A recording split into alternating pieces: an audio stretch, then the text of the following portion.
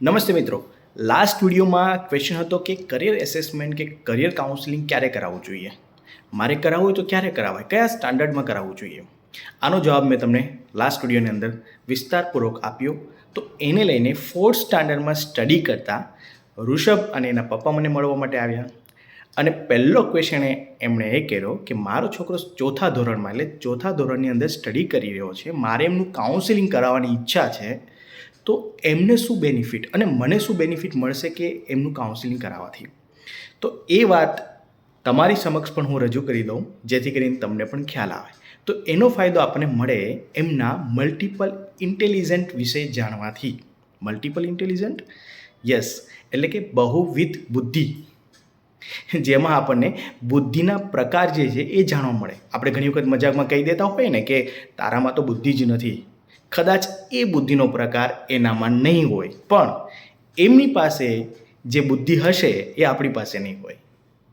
એવું થોડું હોય. કેમ કે ઘણી વખત ક્યારેક આપણા આના વિશે ખ્યાલ નથી હોતો. ચલો એના વિશે વાત કરીએ. મલ્ટિપલ ઇન્ટેલિજન્ટ એટલે બહુવિધ બુદ્ધિ. એમાં એનો પહેલો પ્રકાર વિશે વાત કરીએ તો ઇન્ટરપર્સનલ એટલે કે આંતરવ્યક્તિત્વ.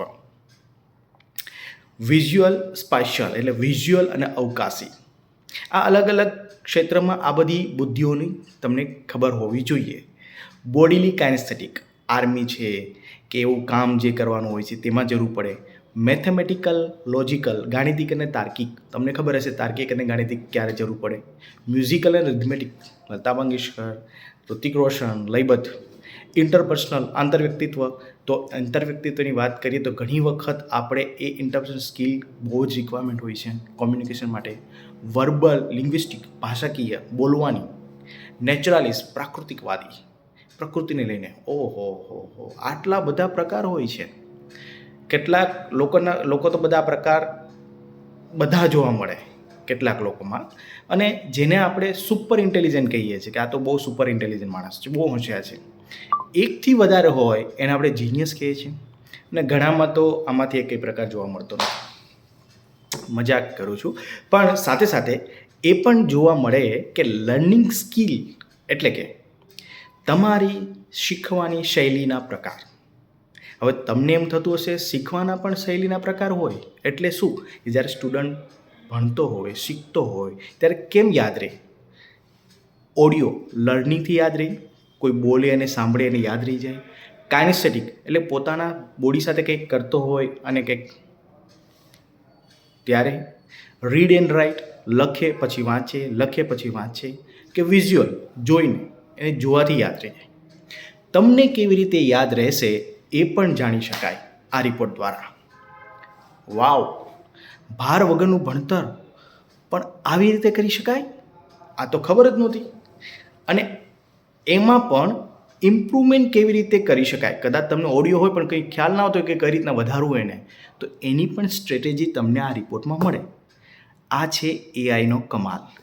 અને હવે એ વાત ખૂબ જ ઇમ્પોર્ટન્ટ આવી કે હવે આપણી પાસે સ્કિલ અને એબિલિટી કઈ છે. તમને એ પણ જાણવા મળશે કે તમારી કુશળતા અને ક્ષમતાઓ કઈ છે.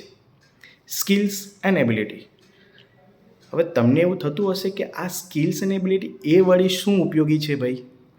અરે છોડો ને યાર ભાઈ, સ્કિલ એબિલિટી કરોડો રૂપિયા સ્કિલ યુનિવર્સિટીમાં અત્યારે ગવર્મેન્ટ નાખી રહી છે. સ્કિલ ઇન્ડિયા, આત્મનિર્ભર ભારત, આ બધું જ સ્કિલ પર જ ડિપેન્ડ છે. એટલે જ તો હું ઘણી વખત વાત કરું છું કે વ્યક્તિ નિર્માણથી જ રાષ્ટ્રનું નિર્માણ થાય છે. હવે વ્યક્તિની સ્કિલ કઈ છે એ જ ખબર નથી, અને આપણે સ્કિલ ઇન્ડિયા કરીશું તો ક્યાં પહોંચીશું? હવે કૌશલ્યો અને ક્ષમતાઓના સ્કોર પ્રમાણે સ્કિલ એબિલિટીના તમારી કારકિર્દીની દિશા બદલવાની વિવિધ રીતો શોધવા અને ઓળખવામાં મદદ કરશે. અને આ સરળ ગ્રાફ બતાવે છે કે તમને દરેક કૌશલ્ય અને ક્ષમતા પર કેવી રીતે સ્કોર કર્યો છે. ટોચ પરનો ગ્રાફ તમારી એકંદરે કુશળતા અને ક્ષમતાનો સરેરાશ સ્કોર બતાવશે.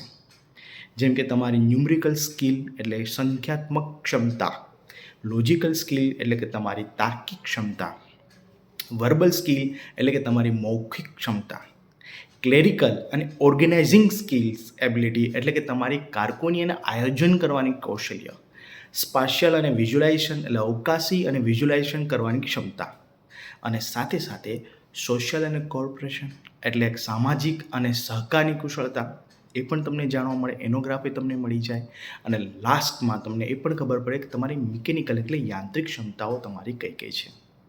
યસ, આ બધી જ વસ્તુઓ 2nd સ્ટાન્ડર્ડથી 7th સ્ટાન્ડર્ડ સુધીના સ્ટુડન્ટને એના રિપોર્ટની અંદર આવી જાય છે, અને સ્ટુડન્ટ્સ તેમજ વાલીને બેઝિક બટ ઇમ્પોર્ટન્ટ ઇન્ફોર્મેશન મળી જાય છે અને કરિયરની દિશા નક્કી થઈ જાય છે.